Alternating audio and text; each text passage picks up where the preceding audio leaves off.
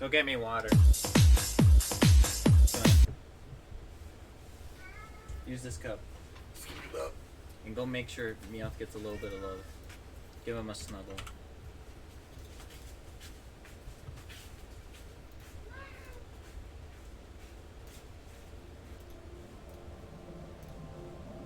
Started that too early. One sec.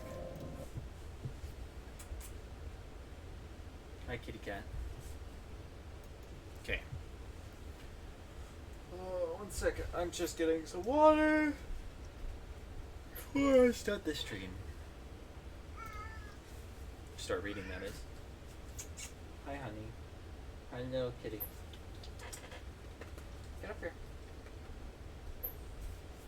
Here, come snuggle.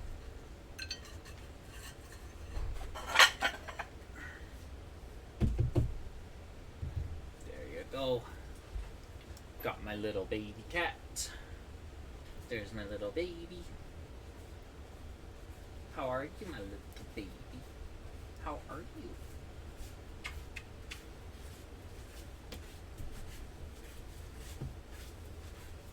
Thanks, Homer. Oh my god, it's all fucking... Could have at least ran it through a couple times so it's not lukewarm. Do you want me to go get you cold water? Whatever. I can go get you cold water. Close the fucking green screen right now. Close the fucking stupid off. Okay, Meowth. Time to read. I know. It's that part of the day. I don't like all stuff. Okay, Meow. Ready? Let's do it, Meowth.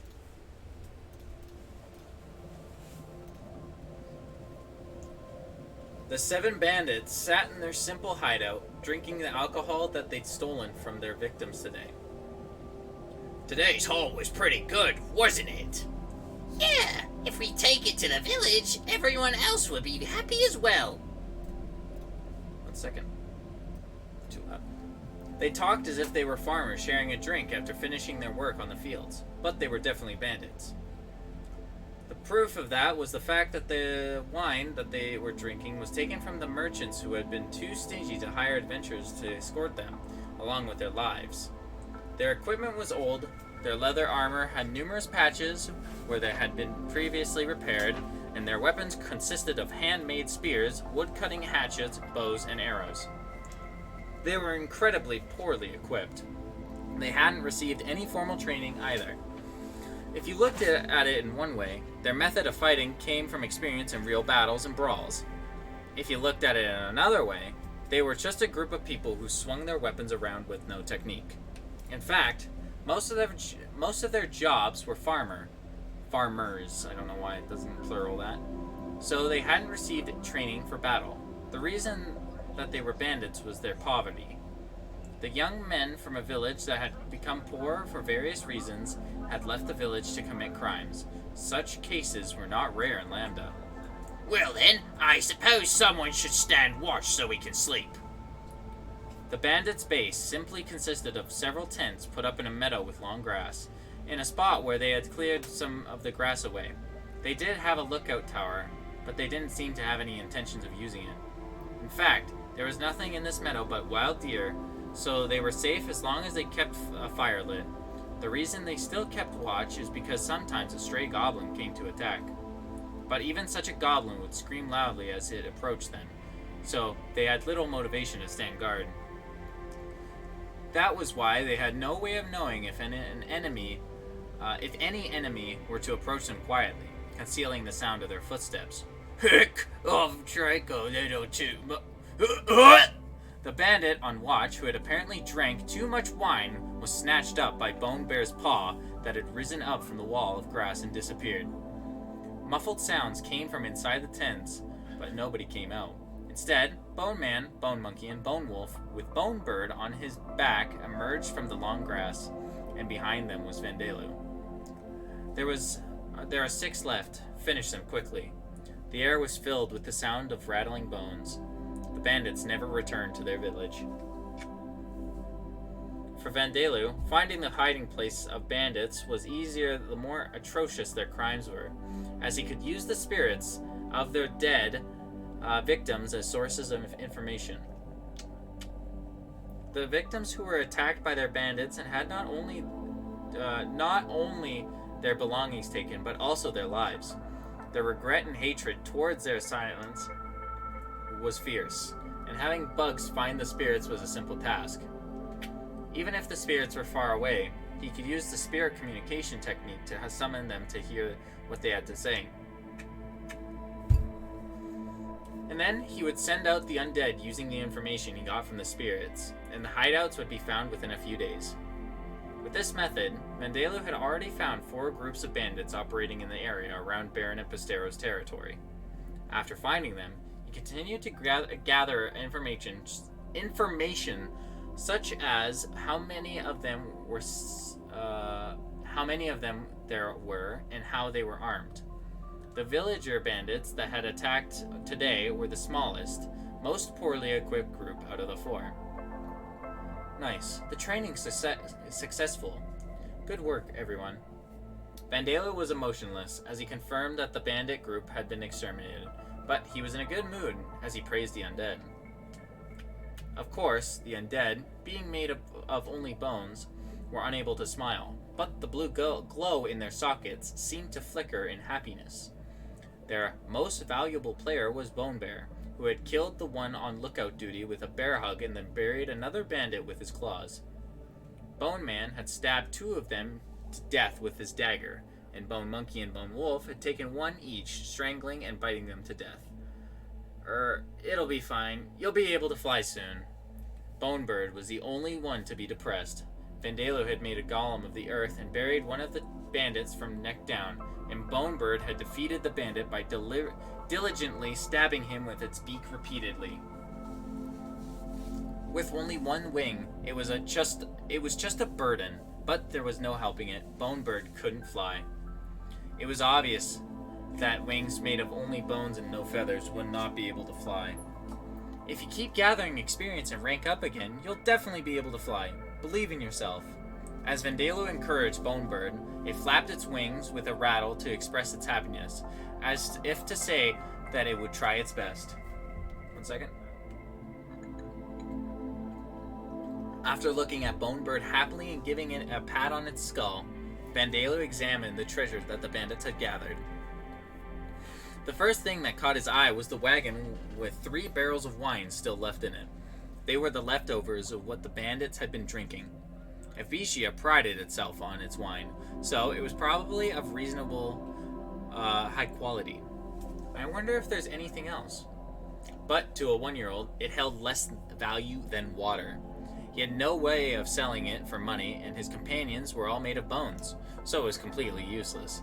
At best, he could perhaps use it for cooking.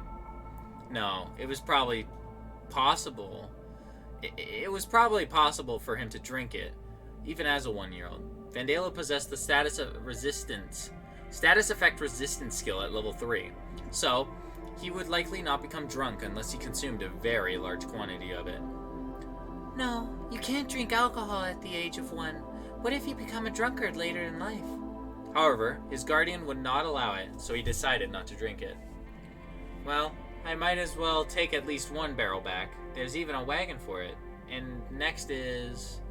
Vendalo searched around the wagon inside the tents, but concluded that they were completely broken. Compared to normal adventurers or soldiers, they had apparently stolen cloth purses from the merchants who had normally stored copper and silver coins in them. But there was a whole pile of pouches filled with only seeds and oats that would normally be fed to pets and livestock on Earth. There were some dried river fish, the rest were items for the bandits' daily necessities. The special feature was perhaps the vase filled with about 5 kilograms of salt. It was a considerably meager treasure, but perhaps that was to be expected. They were merely 7 men that were normally farmers. They would have been unable to aim for targets with a larger payout, the kind that would hire adventurers as escort. But for Vendalo, it was a decent harvest in its own way. This is a great result. I was getting sick of eating only meat and blood, and the salt that Mom had ran out ages ago. And I'm glad I got my hands on some cloth.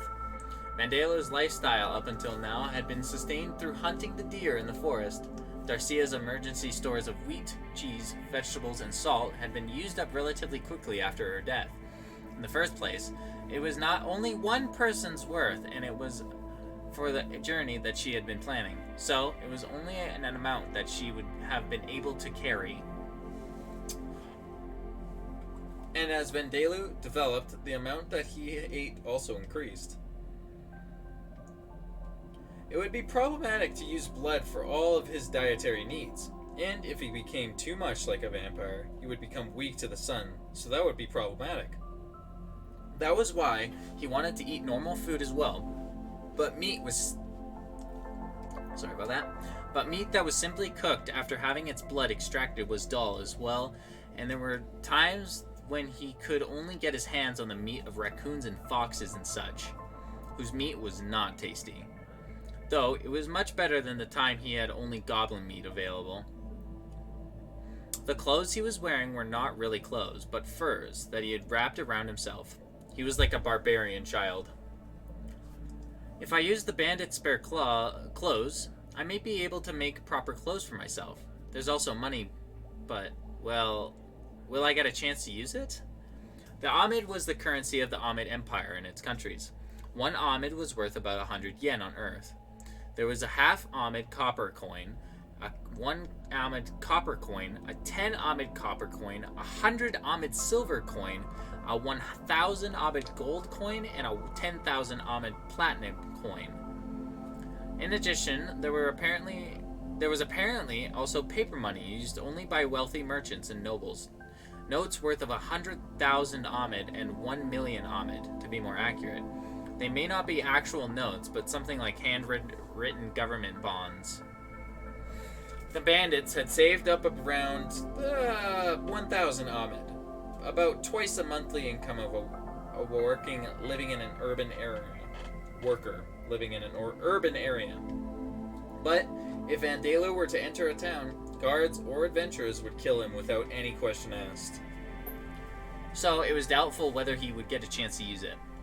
However, it might be possible to exchange it after moving to another country, so he decided to keep it. What's this pouch? He realized that there was another leather pouch beneath the pouches containing the money. It was alight, and something clinked around inside softly when he moved it. He untied the string and looked inside to see 2 transparent colored stones inside. They looked like some kind of hard gem, but they were not very pretty. Mom, do you know what this is? These are magic stones. You can collect them from monsters. And from this size and color, I think they're from goblins. If I remember them correctly, they sell for 10 Amid each. The mana in monsters' bodies crystallized in the moment they died, and the magic stones were apparently the result of that. They were used as ingredients in various magical items in spiritual medicines such as potions, or used as sources of power for even normal people with low mana to use magical items. If used as sources of power in this way, they became normal stones after the mana they contained was depleted, so they were consumable items. But with alchemical refining, mana could be imbued into the stones again, so they could be used over and over. Nobody would bother in refining the magic stones of goblins, and they would be used as disposable items, which was why their value was very low. Incidentally, it's more common for low-ranked monsters to not even drop magic stones when they die. The probability for a rank 1 monster to drop one is about 1 in 100. On the other hand, higher rank monsters are almost certain to drop magic stones when they die. Rank 5 monsters and above will definitely drop them. Incidentally, Darcia had apparently thought it pointless to tell Vandelu about magic stones earlier, because he had been fighting nothing but a few rank 1 goblins at a time. Also, it seemed that there were some low-rank monsters that easily dropped magic stones, and also monsters that dropped magic stones of far higher quality than their original rank. But to Vandelu, who was focusing on hunting bandits for now, this was all just information for future reference. He wanted to register with an adventurers guild and become an adventurer as soon as possible. Finally, let's check the status of Bone Man. Oh, just by killing 2 of those weak bandits, you gained 30 levels. You too, Bone Bear. The rest of you too. Just by killing a single man each, you gained more than 10 levels. Just by ambushing and killing 1 or 2 bandits that had failed as farmers and couldn't even fight properly, their levels had risen this much. The amount of experience they got from goblins or the monsters in the forest couldn't even be compared to this amount. If this applied to not just the undead but all monsters, then that meant that humans were a very good source of experience for the monsters. It would also explain why monsters were so aggressive against humans. Alright, I'll wipe out the bandits in this area and increase everyone's levels. After seeing this explosive increase in levels, he couldn't go back to hunting small monsters. There were still many bandit groups left in the area around Baron Bastero's territory. One of them had the same number of people as the one they had killed today. One of them had more than 10 people, while another one had around 20. The undead would surely reach rank 3 after they were all exterminated. Since you were able to kill us, the guys in the south will be a piece of cake. The guys west of here are from 3 villages over. They have a lot of people, but it should be easy. But the guys up north are professional bandits. Their leader was apparently a guard in some city, and I've heard that he's gathered himself a bunch of strong underlings. They extorted some money out of us as well. While learning some information from the spirits of the dead bandits, Vandalo used the earth golem to bury their bodies. After loading up their loot on the wagon, Vandalo left, leaving this tragic scene behind him. Around a month had passed since Vandalo's first birthday. It was the season in which he had to get rid of mosquitoes every evening using Bug Killer, and he was finally ready to take on the largest and most highly trained bandit group in Baronet Bastero's territory. They moved while making sure no travelers or guard patrols on the highway found them, and trained in forests or in areas with high, thick grass to polish their skills. 1 second. What do you want, Meowth? Big fat meatball. Okay. Our opponents are in a different league from the bandits we've been killing up till now. Their leader is an ex-soldier, and his subordinates have been trained under him to some extent. In other words, we can't just raise our weapons and scare the enemy. We actually have to fight them. Oh. The undead listening to Vandalo literally had fires of determination burning in their eyes. Because of the experience they had earned from killing all the bandits, Bone Man had increased his rank to become a skeleton soldier, while Bone Monkey, Bone Bear, and Bone Wolf had become Bone Beasts. They had also gained the skill Superhuman Strength. And perhaps because they had been killing bandits by ambushing them, they had also gained Silent Steps. When this skill was used, the sounds of their bones hitting and grinding against each other completely disappeared. In addition, Bone Man had gained the skills Swordsmanship, Archery, and Shield Technique. Yes, ma'am, I love you. There's a good boy.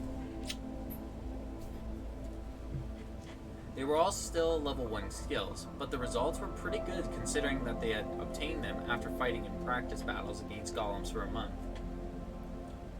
Bonebird, however, was still at rank 2, but it was at level 90, and if today's plans went well, it would also rank up. 1 second.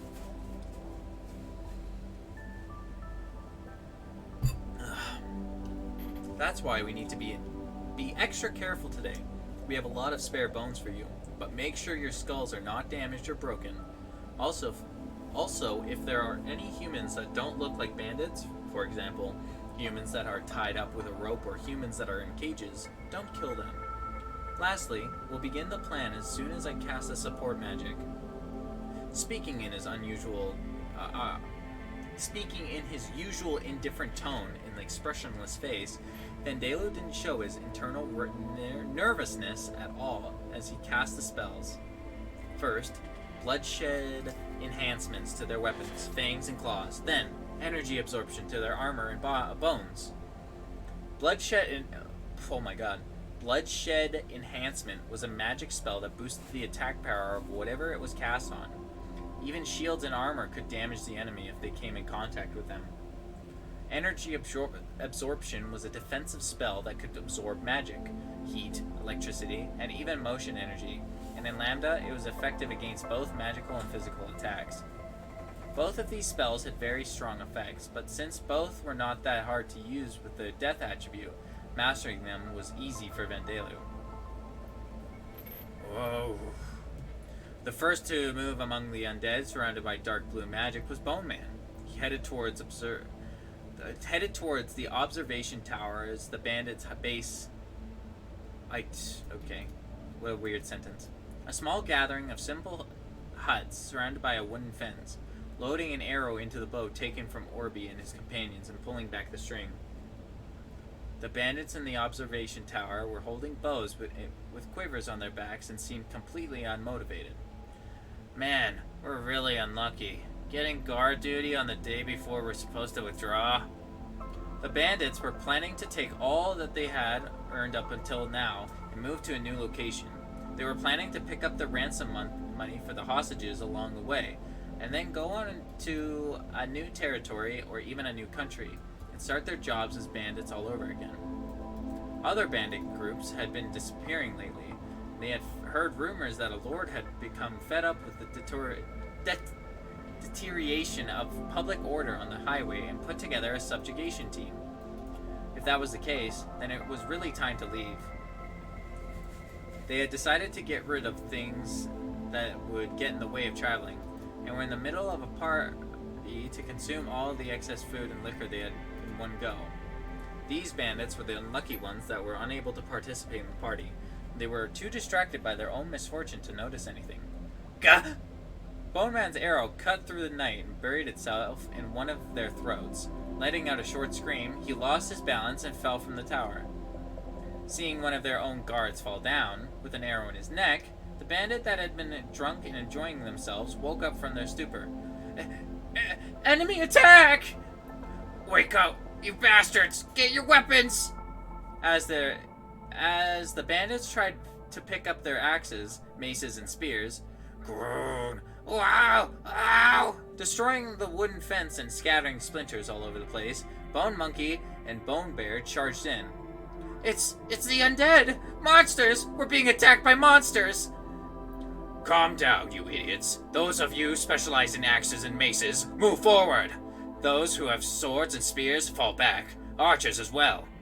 The leader of the bandits calmly gave his subordinates clear instructions, a halberd in his own hands. This man had experienced fighting with skeletons and zombies from when he was still a soldier. He knew that his subordinates could deal with undead effectively if they used blunt weapons like clubs or axes, rather than bladed weapons like swords or spears, even if they weren't skilled at fighting. A few rank 1 or 2 monsters are no match for 20 of us. Get 'em! The bandits' morale, that had been withering because of the sudden attack and death of one of their own, was recovered thanks to the instructions from their boss. They rushed at the boorish undead who had reigned over their festivities. Grah! Gah! A bandit that had raised his axe went flying as Bone Bear stood up on its hind legs and delivered an attack with its front paws. With a crunch, Bone Monkey crushed a bandit's skull like an egg. The fang of Bone Wolves pierced the leg of a bandit, and when they fell down, it ripped their throat. Bone Man put away his bow and drew the long sword that he had taken from the other bandits they had defeated to cut his way into the bandits' ranks. Yeah. Bone Man against the bandits, both sides had never received any formal training in swordsmanship, and soon Bone Man came out as the clear winner. Their fighting skills was about the same, and the longsword that Bone Man was using was an iron with a crude casting. In fact, the enemy's weapons were of better quality. However, the strength of a rank 3 skeleton soldier was far above that of an average human, and especially because of the superhuman strength skill. Bone Man was far stronger than the bandits. As humans lacked physical strength and special abilities, they honed their skills and learned martial arts and magic in order to fight against monsters. A human going up against a monster while possessing the same amount of a skill as the monster had no chance of winning. Bathed in the blood of his enemies, Bone Man shivered from the feeling of getting experience. by taking a life, and wanting to earn even more, jumped at his next prey. Boss, there aren't rank 2 monsters.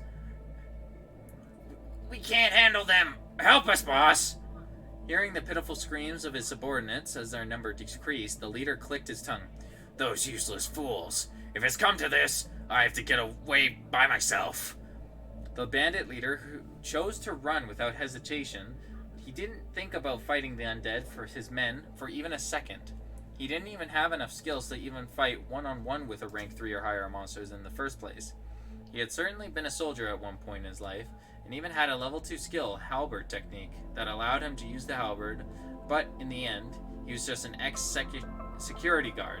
According to the Adventurers Guild, his fighting prowess was at most a E class. It was said that to win a fight one-on-one with a rank 3 monster, you needed to be at least D class. If he made good use of his subordinates, he could defeat maybe one of the undead, but there were 4 undead. No, 5. The leader noticed Bonebird, who was finishing off the bandits that had fallen unconscious by stabbing them with his beak, but considered that to be an exception. Even if he did manage to defeat one of them, there would be no point, as they would be finished off by the rest. There was no point in retaliating if there was no hope of winning. All of you, don't back down. Push forward! Giving these unreasonable orders to his men, the leader himself began backing off carefully, so as to not be noticed by them. He would just jump in the carriage he had taken from the merchants and run away. If he could get away,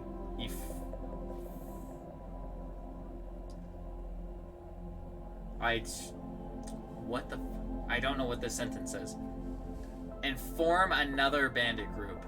Okay. If he could get away, he could form another bandit group. What? If he could get away, he could form another bandit group, I think. Yeah. Get up. His hopes of getting away were shattered as a wooden wall grew from the ground behind him. Oh, what? An alchemist? He had heard a shrill voice like a small girl's through the dying screams of his men and the resentment-filled roars of the undead. He realized that this was the doing of the owner of the voice and looked around for its owner. He found him almost immediately. A small child stood some ways away wearing a rag. It was easy to tell that he was a baby. Are you telling me that it's all this kid's doing? Doing. The leader's eyes opened wide, but there was no denying the child Vandalu's strangeness. The white hair and odd-colored deep crimson and purple blue eyes, and even on the blood-stained battlefield, the weak ghost-like presence. If the child hadn't said anything, he could have approached the bandit leader all the way up to his feet without the leader noticing. Are you the one controlling these undead? In that case, I give up. I surrender. I'll let you have all the treasure. Go ahead and hand me over to the Adventurers Guild, or whatever. Throwing down his halberd, the leader put up both hands and gave up. If he couldn't win, he would run. If he couldn't run, he'd live by giving up. Stubbornness and pride wouldn't get you even one Ahmed. Oh. Surrender? Yeah, that's right. Forcing a smile to his face, the leader replied to Vandalu, who spoke in a flat tone. There's a bounty on my head, and I also have information about the other bandit groups in this area. And half the money made from selling criminal slaves goes to your pocket. Don't you see? If you capture us alive, it's a lot more profitable for you. The thing that the leader said were all true.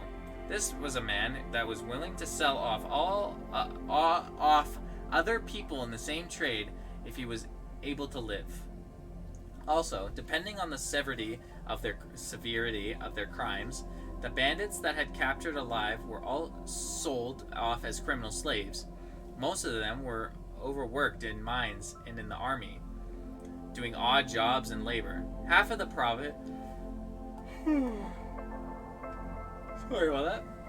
Half of the profits earned from them were not to be underestimated, and depending on the number of bandits captured alive, it could be worth even more than all the treasure that the bandits had gathered. Are you an idiot, perhaps? But what came was an insulting reply, a baby asking about his mental capacity. What did you say? As you can see, I am a Dampier. If I took you to the Adventurers Guild to hand you over, I would just be killed. I would be dead before you could be sold as a criminal slave. In the Ahmed Empire and its countries, where the people worshipped Alda, the god of law and fate, Dampiers were treated as monsters rather than people. Even if he entered the city with the intention of handing over the bandits, the guards or adventurers would prioritize dealing with the Dampier over the bandits. The bandit leader was not an adventurer, and he was unaware of the Dampier panic that had happened a while ago, so he was late to realize that he was talking to a Dampier. Then make me one of your subordinates. I'll be really useful. Your undead are pretty strong, but you do need one human subordinate as well, right? In that moment, Vandelo's impression of the bandit increased slightly, as he thought that he was more clever than he looked. In fact, Vandelo had been feeling the same thing from quite a while back. The undead that followed his every command, the spirits of Darcy and the others, their presence alone could not solve the small inconvenience of his day-to-day life. However, using the man in front of him to solve them was unthinkable. While it is true that I need a living companion, I don't need a bandit who would sacrifice his men to run away. But I can make you one of my subordinates after you've died. Pointing at the leader that he had first expressed hope and then despair, Vandelo asked Bone Bear and the others, "Do it." Please, wait. I don't want to die. Neither did the people that you killed, right? Then, this man was oblivious to many things. By the time this thought occurred to Vandelo, and he turned around to talk to the leader again, Bone Bear had already crushed his neck. Guru? Crap, did I kill him too early? Bone Bear seemed to ask, but Vandelo waved a hand to say, it's fine, and exhaled heavily. That was nerve-wracking. It was my first time talking to anyone besides Mom, so I was pretty nervous. He had suffered from stranger anxiety in all three worlds, Earth, Origin, and Lambda. He wished that he could have avoided having this kind of face-to-face conversation in this blood-stained place. The smell of blood is so strong that I'm getting hungry, but I don't want to get closer to being a vampire by sucking the blood of the bandits, so I have to resist. For now, I'll check if there are any survivors. Sense life. To distract himself from hunger caused by the smell of blood, he used a death attribute spell that detected all the life in the vicinity. Ignoring the reaction from bugs, weeds, germs, and fungi, he searched for reactions from animals, humans containing magic, or large monsters. There were 3 large animals behind the large hut, probably horses. There was also a reaction from the basement of the hut. From the reaction, it was human. He had heard that from the spirits that the number of bandits had been 19. The number of corpses was also 19. There's something in the basement of the hut. Is it a new guy? No. That one is not my subordinate. It's a peddler I caught a few days ago. I let him live because it seems like he has a family business or something in a town over Viscount Megio's domain. And ransom money could be expected. My neck. Because of the shock and fear he had received at the time of his death, the neck of the bandit's leader's spirit was still twisted. Vandelo wrinkled his eyebrows as he processed the information he has been given. Things had become a little troublesome. So, that was chapter 6. That one was a little bit longer. Actually, it was around the same time. But anyways, thanks for watching. Or listening, I suppose. Yeah, that's it.